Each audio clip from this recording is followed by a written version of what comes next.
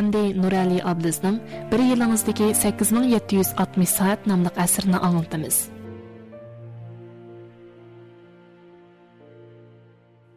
Əlalıqni tavlab chiqqili bo'ladi. Bundan taxminan 2500 yil muqaddam yashab o'tgan buyuk faylasuf Aristotelning mundaq bir jumla so'zi bor. Əlalıq bir xil odat. Meningcha Aristotel bu gapni boshqalarga ilhom bo'lsin deb aytgan bo'lishi mumkin. Lekin bu so'z keyingilarga ilhomdan ko'proq daki berib keldi. Bu so'z Jungoga tarqalgandan keyin eg'izdan eg'izga ko'chib yurdi. Lekin kishilarning tushunchasi ko'pincha mundaq bo'lib keldi. Qara, a'lolik degan bir xil odat. Agar sen a'lo bo'la olmasang, na salqin bo'lsa, shu yerga berib tur. Halbuki munavvar odat yetildirganlar hamon boshqalarning bolasi. Shundaq. Ota-onalar, qo'lim qo'shillar, xizmatdoshlar, do'stlarning eg'izdagi boshqalarning bolasi. Ularni azaldan ko'rib baxmagan bo'lishingiz mumkin. Lekin ular to'g'risiga hikoyalar jamiyatda tarqalib yuradi. Boshqalarning bolasi tomoq yemaydi, uxlamaydi, kunda o'rganishli qiladi. Ota-onasini, vatanni suydi. Uy ishlarini qilishga amroq, maktabda gap anglaydi. Tirishib, qitir-qinib o'rganadi. Qat'iy boldir muhabbatlashmaydi. Yana texi o'qish bitkizibla to'y qiladi. Bundaq munavvar odatga ko'nganlarning hammasi boshqalarning bolasi. Ammo biz borgancha kuchib ketayotgan umidsizlikka chidashga majbur bo'lamiz. Texmi yomon bo'lgani shuki, bu gap ko'p turilgandan keyin taqdirchilik nazariyasining masalasiga aylanib qoldi. Agar men tug'ma a'lo bo'lmasam, qanday qilaman? Bir chaqda mundaq bir ilik xatni topshirib oldim. Ali muallim, men tibbiy institutning 1-yilligida o'qiyotgan bir o'quvchi. Nimish ekan bilmayman. Hamma ishda boshqalarning keyinda qolaman. Tantarbiya darsida voleybol o'ynashni o'rgangan edik. Boshqa ikki guruhdagilarning hammasi o'rganib oldi. Men boshdan oxir top terib yurdim. Shu sababdan mashq hamrohimning oldida baxijil bo'ldim. Garmoshga o'rganishdimi, boshqalarning hammasi o'rganib oldi, men yana o'rgana olmadim. Mikroskop bilan avrishkini kuzatgan edik, boshqalarning hammasi hujayrni kuzatadi. Men faqatli ko'rolmadim. Ko'nglim bakirim. Boshqalar osonlik qila olgan ishlarni men shuncha tirishsam qila olmayman. Men tug'ilishimdan boshqalarga yetmamdan qandoq? Agar shundoq bo'lsa, qandoq qilsam bo'la? Fengtang 18 yoshida yaxshi ko'rish nomli romanni tamomlab, 18 yosh menga muhabbat ato qildi deb jar solgan edi. 18 yoshlik Xanxan 3 kishilik ishik nomli kitobni nashr qildirib, nom chiqargan edi. Halbuki men 18 yoshimda chochlari poqib turadigan semiz bo'dak bo'lib, qizlar menga qarabmi qo'ymaydi. Kichigimdan futbolga amroq bo'lsam-mu, turqimdan futbol o'ynamayotgandek ko'rinmaydim. Kichigimdan birga o'ynab cho'ng bo'lgan bir do'stim bo'ladigan. O'zi chechan, chiroy turqimi mendan osmon zamin farqlanadi. Tuluqsizligi chog'larda u bakli ilg'ar bo'g'ashqa sinfimizdagi o'g'illar ichida birinchi bo'lib qiz do'st tutib olgan edi. Bir kuni u menga semizlikmi bir xil odat, tomoqni oz yeb chiniqsanmi beka? Sen yana shu turqimga tan berib, bo'dak bo'lib o'tiyver dedi. Shu chog'da bir mahal bu gapga cho'nqur ishinib yurgan edim. Natijada to'liq o'tirdiki 3 yillik o'qish hayotimda bo'dak bo'lib yuraverdim. Texi ba'zida hech bo'lmaganda men boshqalardan semiz deb o'z-o'zimga tasalli berib qo'yardim. U chaqda semizligim qiz do'st topolmasligimniki asosiy sabab ekanligini bilolmaydim. Shunga qizlarni qo'g'ilish yo'lida yiqilgan chilish to'ymabdi degandek qo'g'ilgancha mag'lub bo'ldim, mag'lub bo'lgancha teximi qo'g'lashdim. Oliy maktabga chiqib, Aristotelning a'lolik bir xil odat degan so'zining asli tekstini o'qigandan keyin uning asli uzib naql ilingan so'z ekanligini, o'zimning butunlay aldanganligimni bayqadim. Aristotelning demoqchi bo'lgani mundaq ekan. Odam biror ish harakatni qayta takrorlash natijasida o'zini beytidi. Shunga a'lolik biror ish harakat emas, balki bir xil odat. Mundaqcha aytganda kishilar a'lolik bir xil odat degan so'zni a'lolik tug'mi bo'ladi, a'lo emaslikmi tug'mi bo'ladi deb xato tushunib olgan. Amaliyotda yaxshi odat yetildirgan har qanday odam bir munavvar odamga aylana oladi. Nobel iqtisod mukofotining sohibi Burkinning mundaq bir so'zi bor. Odam bilan hayvonning farqi shuki, odam tajriba saboqlar jarayonida o'zini a'lolashtirishni biladi. O'zgarishga faqat 21 kun ketadi. Tadqiqot natijasidan qaraganda 21 kunlik mashq orqali har bir odam yaxshi bir odat yetildira oladi ekan. 21 kunlik odat yetildirish jarayonida 1-kunidan 7-kungacha odam o'zini qattiq majburlanayotgandek his qilib bo'lib, bu jarayonda cho'qim o'z-o'zini maqsadlik ogohlantirib turish kerak. 8-kunidan 14-kunigacha yanada maqsadlik davomlashtiradigan bo'lsa-mu, tabiiy bilindi ekan. Lekin qat'iylik bilan davomlashtirmaganda osonla burunqi holatiga qaytib qoladi ekan. 15-kunidan 21-kunigacha bo'lgan oraliqda odam hech qanday besim yoki majburlanish his qilmaydi ekan. Bu bosqichda odat shakllanib bo'lgan bo'ladi ekan. Men 21 kunlik o'riqlash planini tuzgan edim. O'riqlashning oddiy yo'li yo'q. To'yg'ida kentaki yemay turib, o'riqlida kuch bo'lmaydi degan gap albatta bir chaqchaq. Lekin bu gap nurg'un odamlarning psixikasini aks ettirib bergan. Ular badal to'lashni, tirishchanlik ko'rsatishni xohlamaydi. Boshqalarning zilva badaniga, kelishgan qomatiga qarab havaslanib, hasad qilib qilishini biladi. Viktoriyaning maxfiyatidagi farishtalarga o'yinish uchun chiniqish zalida tar yomg'irni sonsiz qitimlab yog'dirishga to'g'ri keladi. Men har kuni kam deganda 40 minut yugurishni qat'iy davomlashtirdim. Maktab ishida to'xtamay yugurdim. Yerib kassammi, og'rib qolsammi yugurdim. Attigan soat 8 dan kech soat 8 gacha bir kun dars o'tgan turibmi, kech soat 9 da yana nimishqa chiniqish zaliga bordigan-do deb hayron qolganlarmi bor bo'ldi. Boshqalar men yugurib ketayotganda nimalarni o'ylaydi, buni men bilmayman. Ammo men eng azoblangan chog'larimda bir tarafdan yugurgash, yana bir tarafdan o'zimni shaplaqligim keladi. Yugurtki ustiga oqqan termo yoki yoshmi bilmayman. Shundaq chog'larda o'zimga shundaq askartish berib turdim. Men munavvar emas. Men hozircha urug' emas. Lekin semizlik mening peshonamga putilgan yoki genimga yozilgan emas. Mening lug'atimda voz kechish degan so'z aslo mavjud emas. Urug'lash 3 o'lish chiniqishga 7 o'lish tamoqqa bog'liq ish. Tamoq masalasi intayin muhim. Harakat qilish odati bilan tamoqni tangshashni birlashtirish kerak. Men bir qerisimiz bo'lish bitim bilan attigan boldur turmaydigan, noshta qilmaydigan, kechda bulishiga yeydigan odatni yetiltirib olgan edim. Kechda bakchiq yabolg'ashqa attiganda turg'uz kelmaydi. Noshta qilmasimi qursoq ochmaydi. Attiyalik tamoq bir kunlik metabolizmni qo'zg'atadigan muhim omil hisoblanadi. Shunga noshta qilish o'riqlashning boshlanishi. Oliy maktabdagi chog'da agar yana samirib ketsam, qiz do'st topolmay qolmay, salomatligim ziyonli ekanligini tunib yetgandan keyin o'zimni majburlab yurib, sahar turib, yotoq tashlarga qaynoq suv, tomoq akilib beradigan turmush odatini yetildirgan edim. Shinjongda tug'ilib o'sgan o'g'il bola bo'lish sifatim bilan go'sht turdagi yuqori kaloriyali yemeklarga alohida amroq edim. Lekin semiz holatimni o'zgartirishga butun kuchim bilan otlanib, tomoq tizimligiga jang e'lon qildim. Oshqozonimga yog' deyishga boshladim. Haftada bir qatim to'xu go'shi qo'rtiqi yeydigan odatimni oyda bir qatim yeyishga, oxirida faqatla yemaslikka o'zgartdim. Bundaq tuyg'uga ruhiy jihatdagi azob qo'shilib, chiniqishdimi bakrak azoblik bo'ladi ekan. Bir qatim do'stim qarmoqqa shuncha yeyishlik marojinni ilib keldi. Pustab qursiqim ichib turgan chig'imda marojiniga qarab tükürkim yutib Hatta bir qo'shiq elib og'zimga soldim. Ammo dal shu paytda gunoh o'tkazgandek tuyg'uda bo'lib qoldim.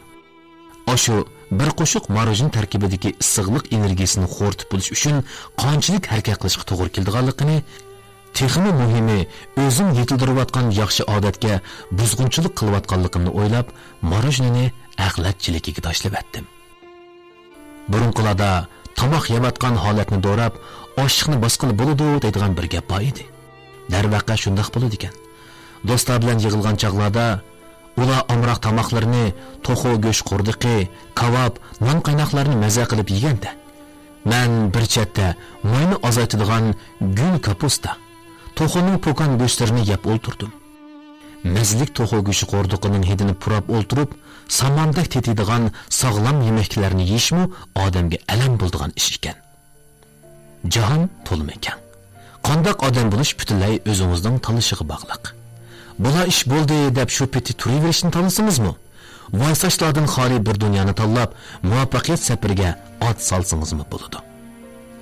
Uning ustiga munavvar emaslik bir xil xato tuyg'u. Sizdagi masala munavvar bo'lolmaslik emas, balki o'zingizga ishonmaslik. To'liqsizdan boshlab to'liq o'tirni bitkizgichi bo'lgan orliqdagi talabxush tariximning butunlay mag'lubiyatdan to'lishi ehtimol Tangrining meni yana bir xil shaklda saqlig'ini bo'lsa kerak. Agar shu qizlarning ishidagi birasi ayni chaqda menga ma'qul deb qolgan bo'lsa, turmushim balkim hozirgidan yaxshiroq bo'lib ketishi mumkin edi. Ammo tanishdan keyingi sarxillikning ta'mini yetay olmagan, ma'naviy jihatda hozirgidek kuchli bo'lib chiqolmagan bo'lar edim.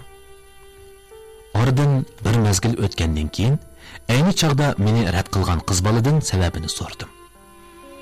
Mendek simiz bo'lg'ashqimi yoki mendek galvon bo'lg'ashqimi? Men mag'lubiyatning sababini cho'qim mening semizligimdan deb qarab kelgan edim. Sababi nayt oddiy. Sen o'zingni faqat ishonmayding. Sana bir qancha qatim fursatni bergan edim, lekin fursatni tutishga jur'at qila olmading. O, shundoq dedi. Haqiqatan, u menga fursat bergan edi. Qaytib ketib etib, bek to'nlab ketdim degan edi. Birdan yugursak isib qolamiz dedim. Yana bir qatim u mening uni tashabbuskorlik bilan uchrashishga taklif qilishimni umid qilgan edi. Telefonda 40 minutgacha shu bir eg'iz gapni eg'izimdan chiqara olmagan edim. Yer sharga qaytish nomli fantaziyalik filmdagi tashqi planeta odami nihoyat o'zgacha tasavvur qilingan bo'lib, uning ko'zi yo'q. U odamning ko'nglidagi vahima tuyg'usi asosan kishining o'rnini qiyos qiladi. Vahima real mavjud narsa emas. U odamning qolasidagi bir tuyg'u. Bir odamning jalbkorligi o'ziga ishonishdan keladi. Mayunni bu so'zning to'g'riligiga isbot bo'ladigan bir misol deb qarashga bo'ladi. Ayni chaqda mendagi masala o'ruq yoki semizlik bo'lmasdan o'ziga ishonmaslik ekan. Chunki mendimiz semiz o'g'illarning qiz do'sti bor edi. O'ziga ishonish haqovirlik, takabburlik emas. Balki o'ziga kamchilik va ortiqliklarni aniq tunib yetish hamda tirishchilik orqali o'zini oz-ozdan mukammallashtirishdir. Hammamizning o'zimizni oz-ozdan mukammallashtirish ehtiyojimiz bor. Lekin oldingi shart shuki, navbatdagi mukammal bo'lmagan o'zingizni qabul qilishingiz kerak. Agar o'zingizni qabul qilolmasangiz, u holda bexudlikning cheksizligida qilib, to'g'ri yo'ldan borgancha yiroqlab ketasiz. Odam erkinlik ichiga tug'ilgan bo'ladi. Ammo har vaqt kishanlar ichida yashaydi. Nasabingiz, asosingiz qandoq bo'lsin, qandoq bir iqtidor bilan tug'ilgan bo'ling yoki bo'lmang. Faqat tirishsingizlar sahnadan o't chiqara olasiz. Mening shundoq deb qo'yg'im bor. Men balkim tug'ilishimdilla munavvar emas bo'lishi mumkin, lekin mening munavvarlikni qo'g'lishish huquqim bor. Agar sizmi a'lolikni istasangiz, munavvar odam bo'lishni o'ylasangiz, undaqda bu ishni ichingda ikkinchi bobga kiring. Yoshirin kuchingiz sizni putlab qo'ymasin.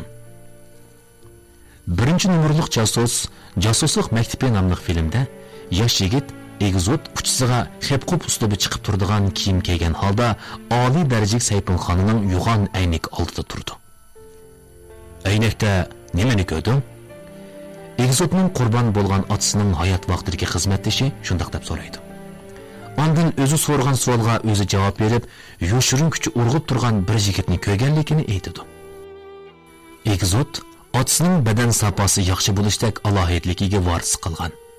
Ko'chi do'chaklari bilan urush jidal qilib cho'ng bo'lish jarayonida inkosi tez, harakati chaqqan bo'lib yetishgan bo'lsa, onasini bo'zaq qilgan qora guruhning katibishi bilan kurash qilish davomida ishlarni atrofliq o'ylaydigan, inchkin nuqtalarni kuzatadigan bo'lib cho'ng bo'lgan.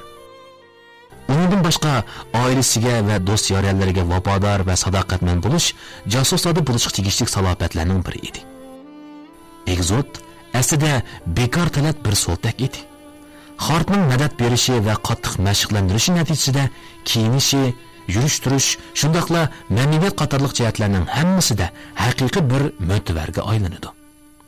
U bir nodon, nohaqchilik oldida qo'l yondirishga jur'at qila olmaydigan bir so'ltakdan guruhi hamkorligini biladigan, sadoqatman, haqqoniyatchil yosh azmatga o'zgarib, oilasini qo'dab qolmay, dunyoni qutqizib, malikaning dastiga muyassar bo'ladi. Bu filmning butun yer shari miqyosida qo'yishi bilan Egizotning rolini olgan Taron Egerton biroqli nom chiqardi.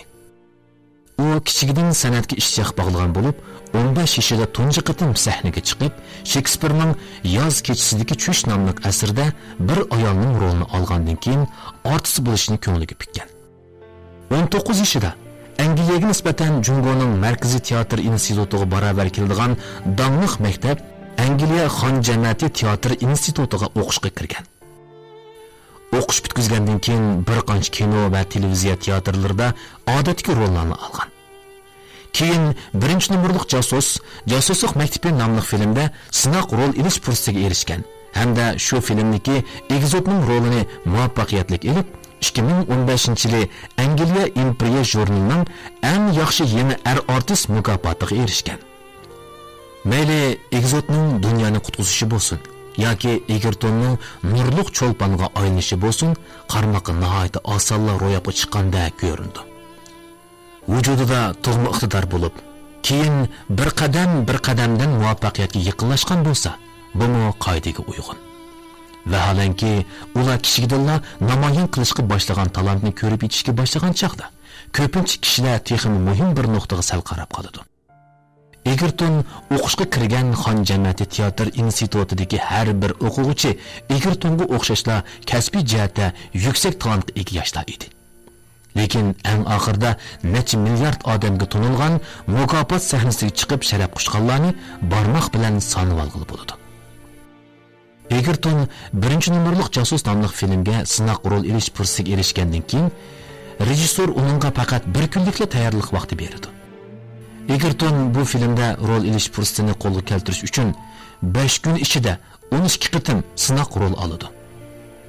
Undan keyin 3 oyga so'zilgan jaboliq badan mashqini tamomlab, oxiri bu kinodagi rolni muvaffaqiyatli o'rinlagan. Kinodagi Egizotga o'xshash.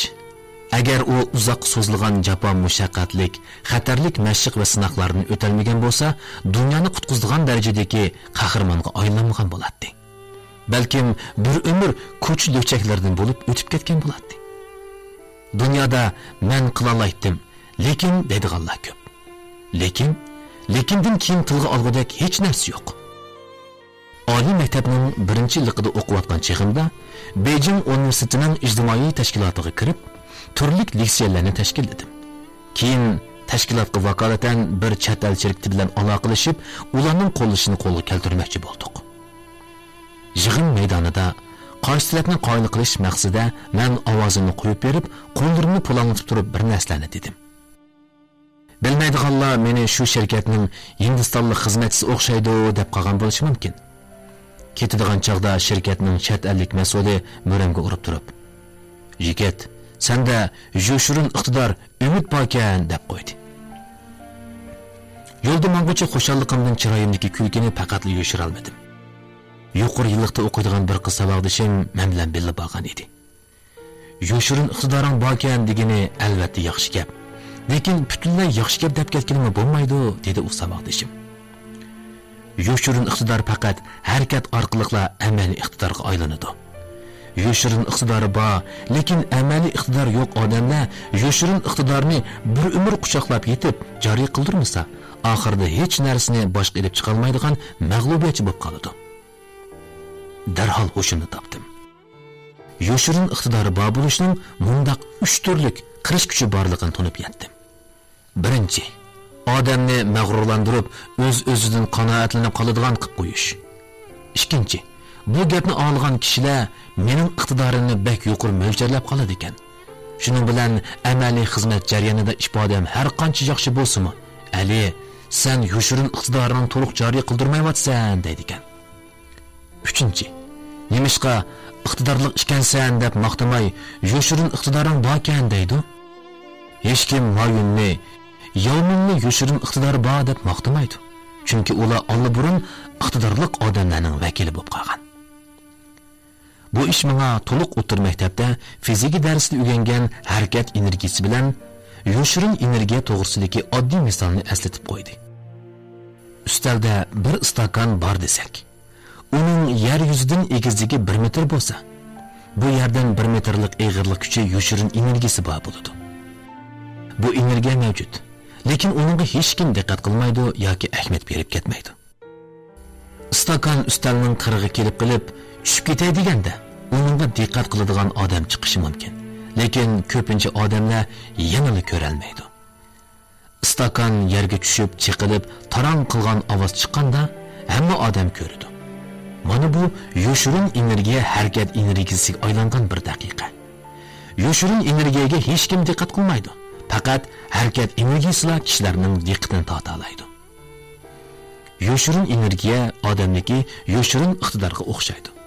Agar umringizda hech ishga urinib boqmasangiz, bir umr untinsiz, nom nishonsiz o'tib ketasiz. Ammo o'zingizni qarmoqqa xoning girviga kelib qolgandek holatgacha majburlasangiz, yoshirin energiyaning hammasi harakat energiyasiga aylanib, hayotingiz ko'zni qamashtirgudek nur chechishga boshlaydi. Stakan yerga tushib ketsa chiqiladi. Odam chiqilmaydi. Shamolga qarshi parvoz qila olishi mumkin. Nishoningizga yetolmagan taqdirda butun kuchingizni otagan o'sha minutlarda o'zingizga yoshirin iqtidorni eng zo'r darajada amaliy iqtidorga aylantirgan bo'lasiz. Yoki sal qarashga bo'lmaydigan nur va haroratga ega bo'lasiz. Shuningdek, keyingi kunlarda o'zimcha kerilib ketgan chog'larimda o'zimga savol qo'ydigan bo'ldim. Sen Rasululloh eng zo'r darajada chaqnadingmi? Sen Rasululloh hamma odam ko'raligidek chaqnadingmi? Ular seni e'tirof qildimi? Yoki sen faqat o'zingni ta'sirlantirdingmi? Yoshirin iqtidor cho'qim amaliy iqtidorga aylanishi kerak.